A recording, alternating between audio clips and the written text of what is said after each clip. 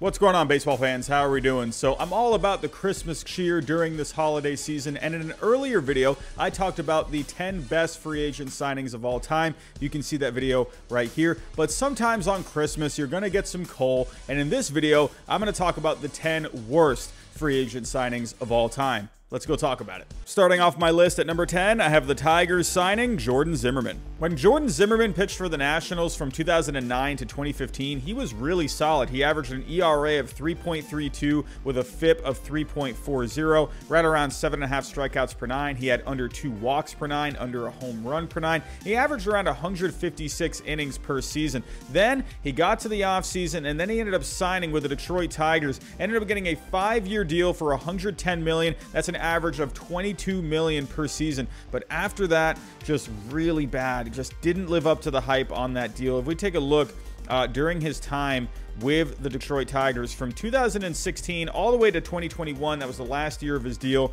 he just didn't get it done at all. He averaged a 5.66 ERA, a 4.85 FIP, only averaged 87 innings per season. Just not good. And then if you take a look at the Fangraphs values, the best number that he put up, he was worth $11.4 million in 2016, the first year of his deal, and he just never really lived up to the hype. He was earning $22 million per season. Just a really bad contract overall.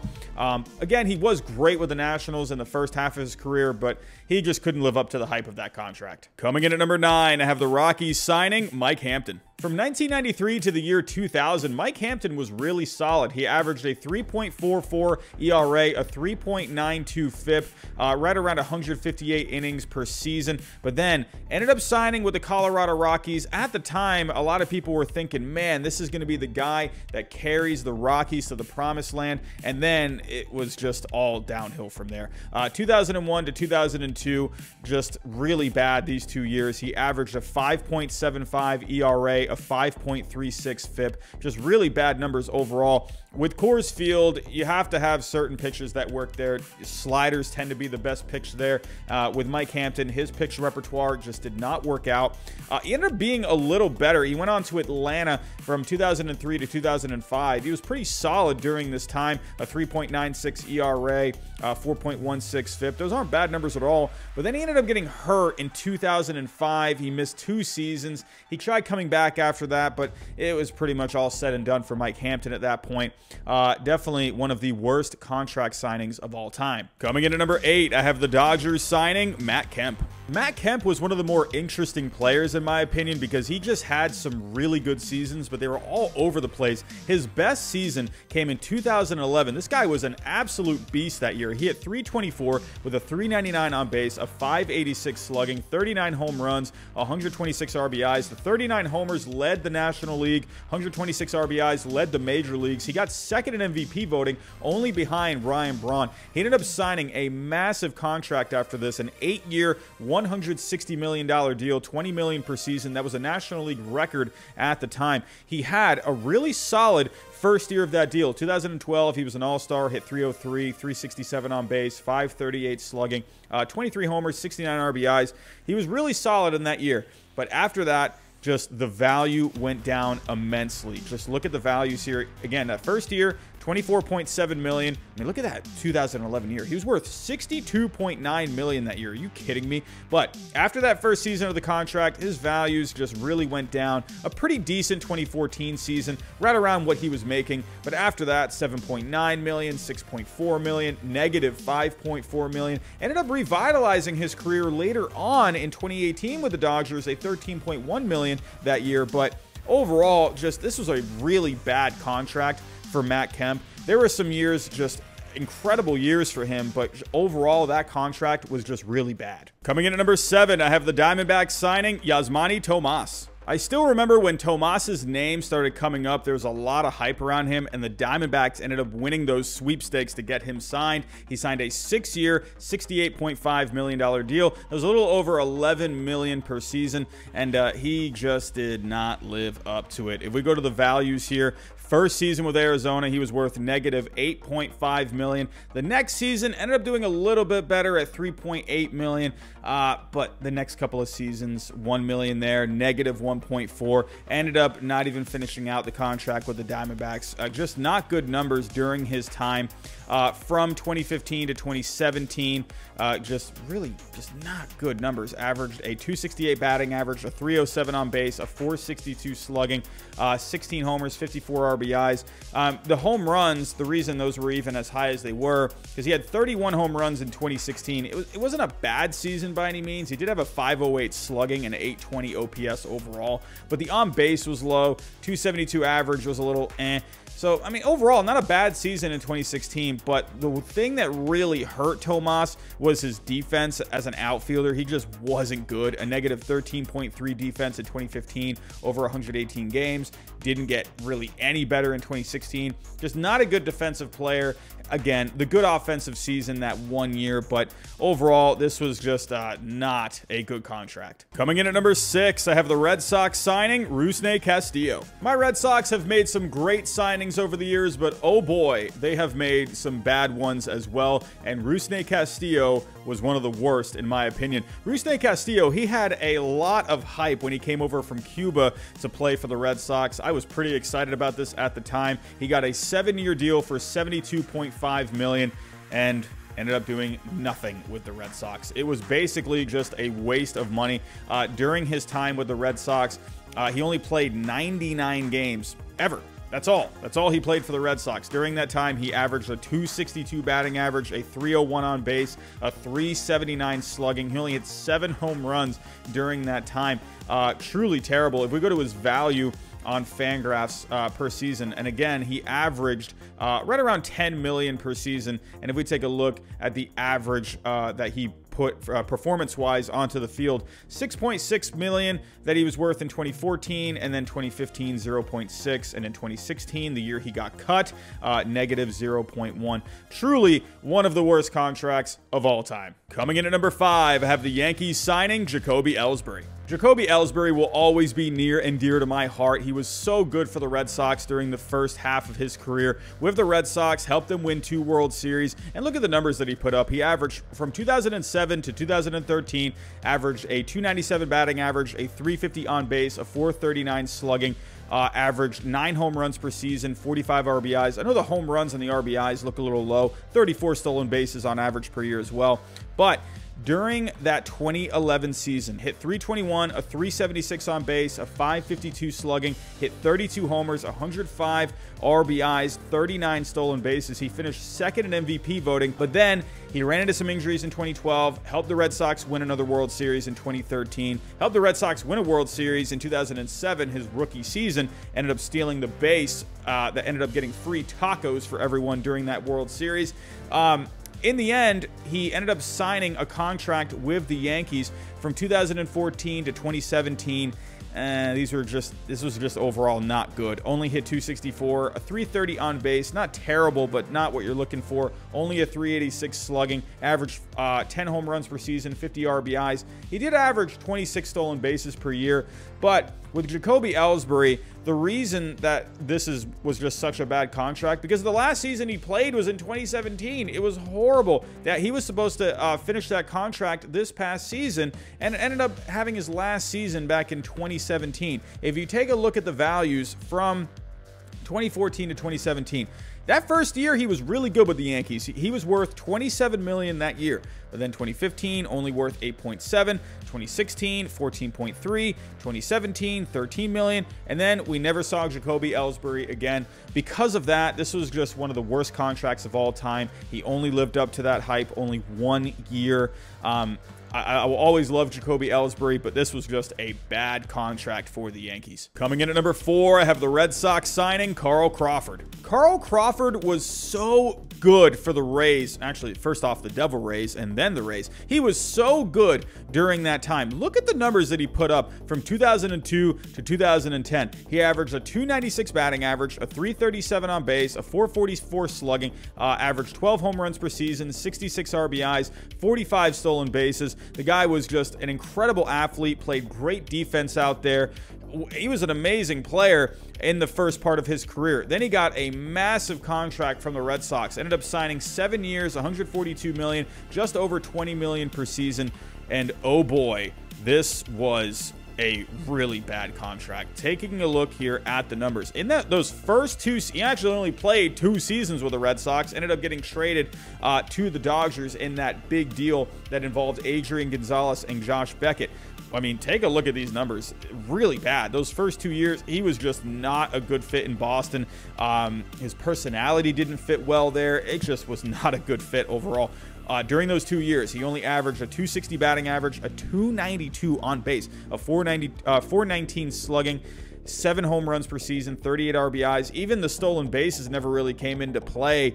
It was just terrible. I mean, during that 2012 season, again, he only played 31 games, that season. He was hurt a little bit, and then he got traded.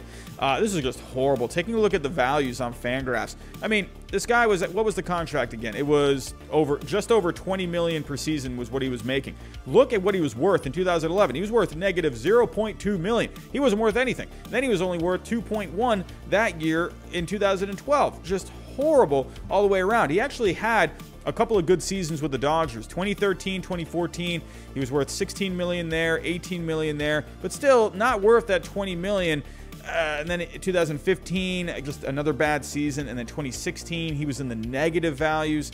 Carl Crawford, unbelievable for Tampa Bay. But then after that, with the Red Sox, really bad. A couple of okay seasons with the Dodgers, but overall, an absolutely terrible contract. Coming in at number 3, I have the Red Sox signing Pablo Sandoval. Like I said earlier, the Red Sox have had some good contracts over the year, but oh boy, they have had some bad ones as well, and this is just painful to look at another bad contract. First, Carl Crawford, RUSNEY Castillo, and now Pablo Sandoval. This is just going to be painful to look at. Pablo Sandoval, during those first couple of seasons, or not couple of seasons, those first seasons with the Giants from 2008 to 2014, he was a really good player for the Giants. Actually, let's pull up those numbers first. During those years, from 2008 to 2014, averaged a .294 batting average, a .346 on base, .465 slugging, averaged 15 homers, 66 RBIs per season. But there were a couple of good seasons in there. In 2009, he hit 25 home runs, a .330 average, a .387 on base, a .556 slugging. Oh my goodness, 2009 was really good for him. 2011 was really good for him. He had some good seasons in there. But when he went to Boston in 2015, holy cow, this was some of the worst I've ever seen. .242 batting average during those 2 years, a .290 on base, .361 slugging, only averaged 5 home runs and 24 RBIs. During this year, he showed up to camp just completely overweight. He was just so out of shape, and he was getting hurt. It was awful. His belt exploded during a game in Toronto. Oh my God. Like, I will never forget that. I remember watching that game. I remember him just taking a swing, and the belt just completely exploded. I think the whole thing broke. It looked like it popped off, but the actual belt exploded. It was, oh my God, so bad. But let's actually talk about that contract. It was a 5-year deal, $95 million, $19 million per season. And another thing about Pablo Sandoval, the reason he was able to earn that contract was his postseason hitting. He was incredible in the postseason. During 11 series overall in his career, a .338 batting average, a .386 on base, a .535 slugging, 6 homers, 20 RBIs, over 42 postseason games. Those are incredible numbers. Pablo Sandoval was so good in the postseason, and when the Red Sox brought him in to Boston, people thought, oh, great, well, hey, Boston, we're all about going to the playoffs, trying to win World Series. Pablo Sandoval would be a fantastic fit here. They needed a third baseman. It worked out. It looked like it was going to be a good fit overall, but then just look at how bad this contract was. 2015, that first year, remember, it was $19 million per season. He was worth negative 9.5 that first season, negative 1.5, negative 6.3. 2019, he ended up going back to the Giants later on, but 2019, $7.6 million. Still not great, but at least it was something that he was giving you.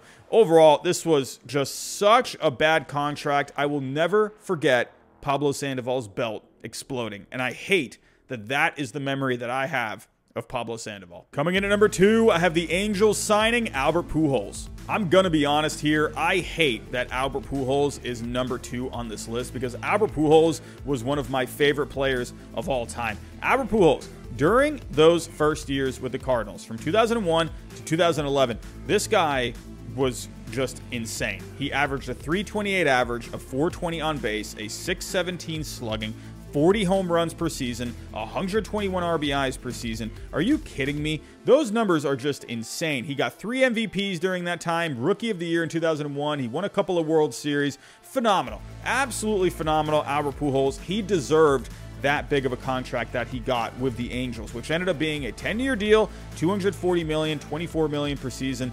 But that is really where it all came crashing down. If we take a look during his time from 2012 all the way to 2021, ended up going to the Dodgers this past season. Just bad numbers overall. A .256 batting average, a .311 on base, a .448 slugging, averaged 23 home runs and 82 RBIs per season. The better years coming in those first few years of the contract. He was an All-Star in 2015, but ended up at that point, his numbers really just started going downhill, and it was just a bad contract at the end. If we take a look at his value, that first year with the Angels, remember, he was averaging $24 million per season.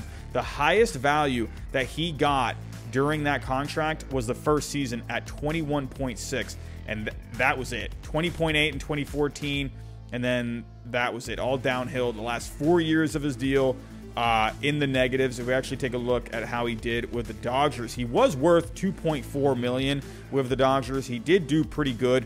If that ended up being, you know, the last of his career, at least he was able to contribute for the Dodgers a bit. But overall, this was just a really bad contract. And still, Albert Pujols, though, the first couple of years, or the first half of his career, insane. And he's no surprise to me that he will always be remembered as the Machine. And coming in at number 1, the worst free agent signing of all time, the Orioles signing Chris Davis. I can't stress how bad this contract was. Chris Davis, if you remember with Chris Davis, when you go back into the first few years with the Orioles, he was putting up some insane numbers. 2013 had 53 home runs, 138 RBIs. Yes, he was a strikeout machine, but he was having some really good on-base percentages during those years. Look at 2013. He had 199 strikeouts, but he had a .370 on base and a .634 slugging. He finished 3rd in MVP voting that year. He was really good in 2013 despite the strikeouts. If he didn't strike out, he was most likely going to do something with that bat. 2015 had 47 homers, had 208 strikeouts, but had a .361 on base and a .562 slugging with a .262 batting average. I mean, just really good numbers overall. In those few years with Baltimore, even the first couple of seasons with Texas, 17 homers here, 21 RBIs there. There were some good seasons sprinkled in, but actually 2013 and 2015, these are actually some bargain years. If you go take a look at the values, in 2013, he was worth $52.2 million during that year. If you go take a look at what he made, that was, what year was this again? That was 2013. In 2013, he was only making $3.3 million. I mean, that is a bargain. Are you kidding me? And then go back to the other really good year he had in 2015. $43.5 million is what he was worth that year. And then that year, he was making $12 million. He had a couple of just bargain seasons, really gave the Orioles a lot of production. Then he ended up signing a massive contract in 2016. 7 years, $161 million, $23 million per season. And it all just, 2016, it was a pretty good year. If we take a look at that 2016 season, he hit only .221, but he had a .332 on base, 459 slugging, 38 homers, 84 RBIs. But the numbers just completely fell through the roof at that point. .215 batting average here, a .168 batting average here, a ton of strikeouts, a .179 average there. 2020 played how many games? 16 games. Didn't even play in 2021. This was just a really bad contract. Look at the negative values. Negative 24.7 there, negative 10.7 there. In 2017, he was worth basically nothing. Negative 6.6 in 2020. a really bad contract overall. But I will say with Chris Davis, you know, I know it's got to stink to be, you know, at least on my list, the worst contract signing of all time for a free agent. But Chris Davis, he was phenomenal in the community in Baltimore. He did a lot of charities. He did a lot of community work. He raised a lot of money there. So I really want to, you know, let that be known about Chris Davis. Yes, a really bad contract, but I really hope people remember him more for just the charity work that he did and just how giving he was. Chris Davis, an awesome, awesome human being. But when it comes to the contracts, it was just a really bad contract. And in my opinion, the worst of all time. So that's my list of the worst free agent signings of all time. Did I leave anyone off the list? Would you have taken anyone off and added someone in? Let me know down below in the comments. If you can, before you get out of here, hit that subscribe button for me, hit the like button, hit the notification bell, and I'll talk to you next time.